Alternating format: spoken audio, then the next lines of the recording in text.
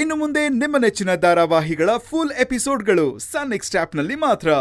ನೀವು ಕೊಡ್ತೀರಾ ಅನ್ನೋ ನಂಬಿಕೆ ಮೇಲೆ ನಾನು ಇಲ್ಲಿಗೆ ಬಂದಿದ್ದೀನಿ. ನಿಮ್ಮ ಹತ್ರ ಇಲ್ಲ ಅಂದ್ರೂ ಬೇರೆ ಹತ್ರ ಕೊಡ್ಸಿ ಸರ್. ಅದೇ ಕೊಡ್ಸೋದಕ್ಕಾಗತ್ತೆ? ನೀನೇನಾದ್ರೂ ಅದನ್ನ ಕರೆಕ್ಟಾಗಿ ಕಟ್ಟಿಲ್ಲ ಅಂದ್ರೆ ಅವ್ನು ನನ್ನ ಮನೆ ಹತ್ರ ಬಂದು ಕೂರ್ತಾನೆ. ಆ ರಿಸ್ಕ್ನ ತಗೋಬಹುದು, ಅದು ನನಗೋಸ್ಕರ ಆಗಿರ್ಬೇಕು. ನಿನ್ಗೋಸ್ಕರ ನಾನೇ ರಿಸ್ಕ್ ತಗೊಳ್ಳಿ? ಸರ್ ದಯವಿಟ್ಟು ನನ್ನ ಪರಿಸ್ಥಿತಿನ ಅರ್ಥ ಮಾಡ್ಕೊಳ್ಳಿ. ಅರ್ಥ ಆಗ್ತಿದೆ ಕಾಶಿ. ತಂಗಿ ಮದುವೆ ಮಾಡಿದ್ಯಾ, ಜೋಬ್ ಖಾಲಿ ಆಗಿದೆ. ಅದಕ್ಕೆ ಹೇಳೋದು, ಮದುವೆ ಖರ್ಚು ಅಂತ ಬಂದಾಗ ಸ್ವಲ್ಪ ಮಿತಿ ಇರಬೇಕು ಅಂತ. ಹಾಸಿಗೆ ಇದ್ದಷ್ಟು ಕಾಲು ಚಾಚಬೇಕು.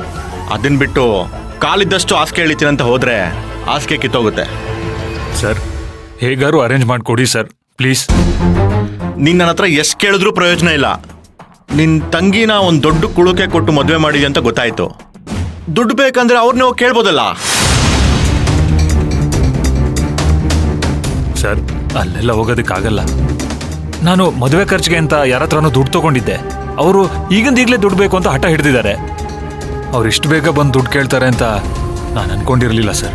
ಅಂದ್ರೆ ಕೊಟ್ಟು ದುಡ್ಡನ್ನ ವಾಪಸ್ ಕೇಳೋದೇ ತಪ್ಪ? ದುಡ್ಡು ಕೊಟ್ಟವರೆಲ್ಲ ಹಾಗೆ ಕೇಳೋದು. ನಾಳೆ ನಾನು ಇದೇ ರೀತಿ ನೀನು ಕೇಳಿದ್ರೆ ನೀನು ನನ್ನ ಬಗ್ಗೆ ತಪ್ಪಾಗಿ ತಿಳ್ಕೊಂಡ್ರೆ ಏನು ಮಾಡೋದು? ಕಾಶಿ, ಬೇಜಾರು ಮಾಡ್ಕೋಬೇಡ. ನನ್ನ ಹತ್ರ ದುಡ್ಡಿಲ್ಲ. ನೀನು ಬೇರೆ ಎಲ್ಲಾದ್ರೂ ಟ್ರೈ ಮಾಡೋ. ಸರಿ, ಹೊರಡು ಪ್ಲೀಸ್ ಸರ್. ಕಾಶಿ, ಇಲ್ಲ ಅಂತ ಹೇಳಿದೆ ತಾನೇ, ಹೊರಡು ಹೊರಡು.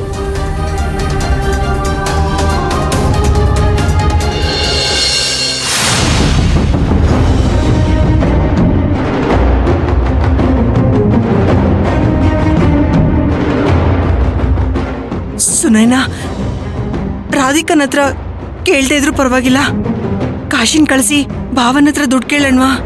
ಅಯ್ಯೋ ಅತ್ತೆ, ಏನ್ ಹೇಳ್ತಿದ್ದೀರಾ? ಒಂದ್ ವೇಳೆ ರಾಧಿಕನ ಹತ್ರ ಮಾತಾಡಿ ಚಿರು ಅವ್ರ ಹತ್ರ ದುಡ್ಡು ತಗೊಂಡ್ರೂ ಪರವಾಗಿಲ್ಲ.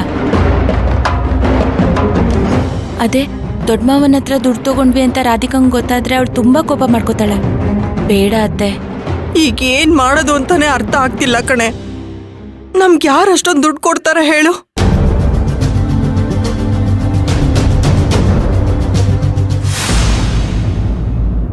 ಮಚ್ಚಾ, ನಿಮ್ಮ ಅಪ್ಪನ ಹತ್ರ ಹೇಳಿ ಒಂದ್ 3 ಲಕ್ಷ ದುಡ್ಡು ಕೊಡಿಸ್ತೀಯಾ?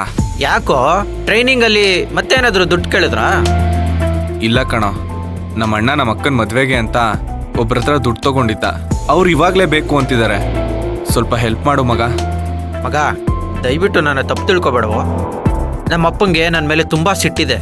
ಒಂದ್ಸಾರಿ ಫ್ರೆಂಡ್ಸ್ ಜೊತೆ ಡ್ರಿಂಕ್ಸ್ ಮಾಡುವಾಗ ರೆಡ್ ಹ್ಯಾಂಡಾಗಿ ಸಿಗೋಕೊಬಿಟ್ಟಿದ್ದೀನಿ. ನನ್ನ ನಂಬಿ ಅಷ್ಟೊಂದು ದುಡ್ಡೆಲ್ಲ ಕೊಡೋದಿಲ್ಲ ಕಣೋ. ಮಗ, ಏನೋ ಹೀಗೆ ಹೇಳ್ತಿದ್ಯಾ? ಇದೊಂದ್ಸರಿ ಹೆಲ್ಪ್ ಮಾಡೋ. ನಮ್ಮ ಸರ್ಕಲಲ್ಲಿ ನೀನೇ ಅಲ್ವೇನೋ ಬಿಗ್ ಶಾಟು. ನೀನು ಮನ್ಸು ಮಾಡಿದ್ರೆ ಖಂಡಿತ ಆಗುತ್ತೆ ಮಚ್ಚ. ಅದನ್ನೇ ಮಗ ನಾನು ಹೇಳ್ತಿರೋದು. ನಮ್ಮ ಅಪ್ಪನ ಹತ್ರ ನಾನು ಹೆಸರು ಕೆಡ್ಸ್ಕೊಬಿಟ್ಟಿದ್ದೀನಿ. ನನಗೆ ಅಂತ ಕೇಳಿದ್ರೆ 10 ರೂಪಾಯಿ ಕೂಡ ಕೊಡೋದಿಲ್ಲ ಅವರು. ಇನ್ನ ನಿನಗೆ ಅಂದರೆ ಕೊಡ್ತಾರೇನೋ? ದಯವಿಟ್ಟು ಮಗ ನನ್ನ ತಪ್ಪು ತಿಳ್ಕೊಬೇಡ, ಸ್ವಲ್ಪ ಅರ್ಥ ಮಾಡ್ಕೊಳ್ಳೋ. ಇವಾಗ ಏನು ಮಾಡೋದು? 6 ಗಂಟೆ ಬೇರೆ ಆಗ್ತಿದೆಯಲ್ಲ. ನಾನು ಮತ್ತೆ ವಾಪಸ್ ಮನೆಗೆ ಬಂದರೆ ಏನಾಗುತ್ತೋ ಏನೋ.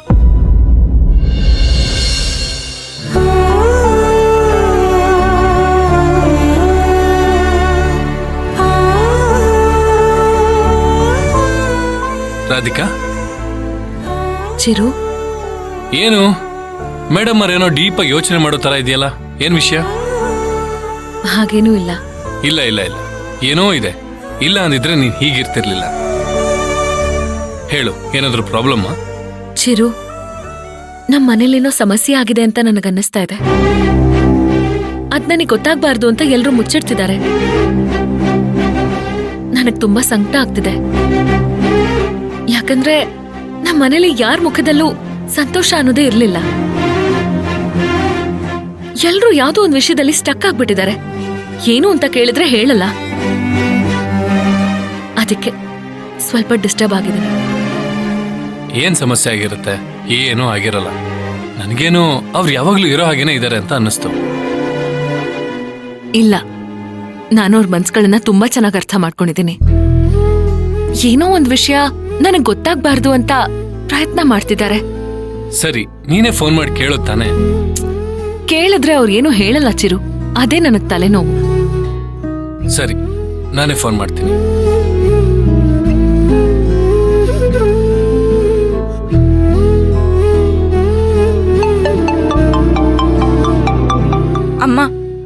ಚಿರುಬಾಬಾ ಕಾಲ್ ಮಾಡ್ತಿದ್ದಾರೆ. ಅಯ್ಯೋ ಅವ್ರು ಯಾಕೆ ಫೋನ್ ಮಾಡ್ತಿದ್ದಾರೆ? ಏನ್ ವಿಷಯ ಇರ್ಬೋದು? ಸರಿ ಮಾತಾಡು, ಆದ್ರೆ ಇಲ್ಲಿ ನಡೆದಿರೋ ವಿಷಯ ಮಾತ್ರ ಅವ್ರಿಗೆ ಗೊತ್ತಾಗ್ಬಾರ್ದು. ಹುಷಾರಾಗಿ ಮಾತಾಡು. ಸರಿ ಅಮ್ಮ. ಹೆಲೋ ಬಾವಾ. ರಮ್ಯಾ, ಒಂದ್ ನಿಮಿಷ, ನಿಮ್ಮಕ್ಕ ಮಾತಾಡ್ತಾರೆ. ಅಮ್ಮ, ಅಕ್ಕ ಮಾತಾಡ್ತಾಳಂತೆ.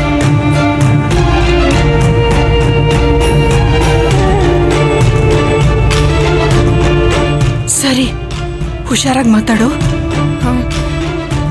ರಮ್ಯಾ, ಹೇಳಕ್ಕ. ನೋಡು, ನನ್ನ ಹತ್ರ ಏನನ್ನು ಮುಚ್ಚಿಡ್ದೆ ನಾನ್ ಕೇಳೋ ಪ್ರಶ್ನೆಗೆ ಉತ್ತರ ಕೊಡು. ಕೇಳಕ್ಕ. ಮನೇಲೇನಾದ್ರೂ ಸಮಸ್ಯೆನಾ?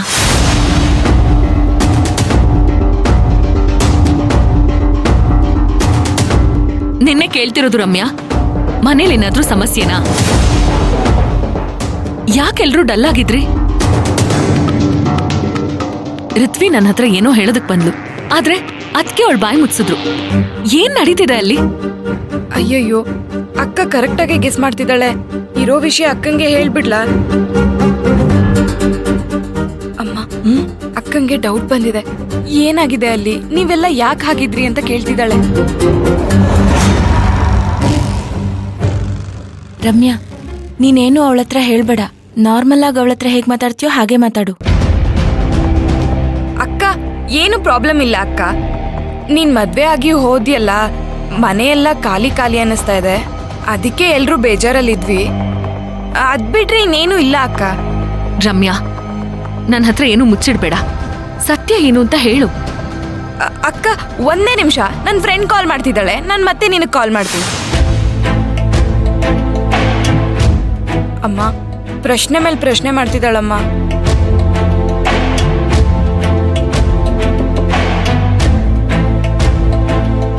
ರಾಧಿಕಾ, ಏನಂತೆ? ಏನೂ ಇಲ್ವಂತೆ. ನಾನ್ ಹೇಳಿಲ್ವಾ ಏನು ಆಗಿರಲ್ಲ ಅಂತ? ಸುಮ್ನೆ ನೀನ್ ಟೆನ್ಷನ್ ಮಾಡ್ಕೋತೀಯ. ಒಂದ್ ನಿಮಿಷ, ನಾನು ಮಾತಾಡ್ ಬರ್ತೀನಿ.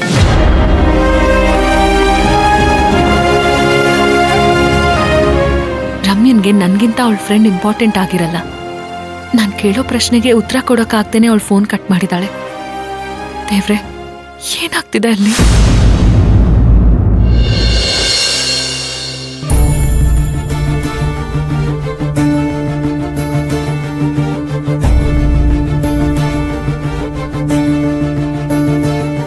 ಅಮ್ಮ, ಗುರು ಇಷ್ಟು ಬೇಗ ದುಡ್ಡು ಸಿಗುತ್ತೆ ಅಂತ ಯಾವ ನಂಬಿಕೆ ಮೇಲೆ ಹೋಗಿದ್ದಾರೆ ಅಂತ ನನಗಂತೂ ಅರ್ಥ ಆಗ್ತಿಲ್ಲ.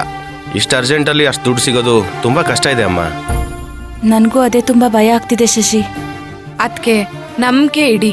ಅಣ್ಣ ದುಡ್ಡು ಅಡ್ಜಸ್ಟ್ ಮಾಡ್ತೀನಿ ಅಂತ ಹೋಗಿದಾನಲ್ಲ, ಖಂಡಿತ ಅಡ್ಜಸ್ಟ್ ಮಾಡ್ಕೊಂಡು ಬರ್ತಾನೆ. ಟೈಮ್ ಆಯ್ತು ಕಣೆ. ದುಡ್ಡು ಅಡ್ಜಸ್ಟ್ ಆದ್ರೇನೋ ಪರವಾಗಿಲ್ಲ. ದುಡ್ಡು ಅಡ್ಜಸ್ಟ್ ಆಗ್ಲಿಲ್ಲ ಅಂತಂದ್ರೆ ಅಯ್ಯಪ್ಪ ಬಂದಿನೇನ್ ಗಲಾಟೆ ಮಾಡ್ತಾನೆ ಅಂತಾನೆ ಗೊತ್ತಾಗ್ತಿಲ್ಲ. ಆ ದೇವ್ರು ನಮ್ಗೆ ಯಾಕೆ ಒಂದ್ರ ಮೇಲೊಂದು ಸಮಸ್ಯೆಗಳನ್ನ ಕೊಡ್ತಾನೆ ಇದ್ದಾನೆ ಅಂತ ಅರ್ಥ ಆಗ್ತಿಲ್ಲ ನನ್ಗೆ. ಅತ್ತೆ, ನೀವು ಅಳ್ಬೇಡಿ, ಸಮಾಧಾನ ಮಾಡ್ಕೊಳ್ಳಿ, ಧೈರ್ಯ ತಗೊಳ್ಳಿ. ಹೇಗಳ್ದೆ ಇರ್ಲಿ ಸುನೈನ, ಪಾಪ ನನ್ ಮಕ್ಳು ಅದೆಲ್ಲಿ ದುಡ್ಡಿಗೆ ಅಂತ ಅಲಿತಾ ಇದ್ದಾರೋ ಏನೋ.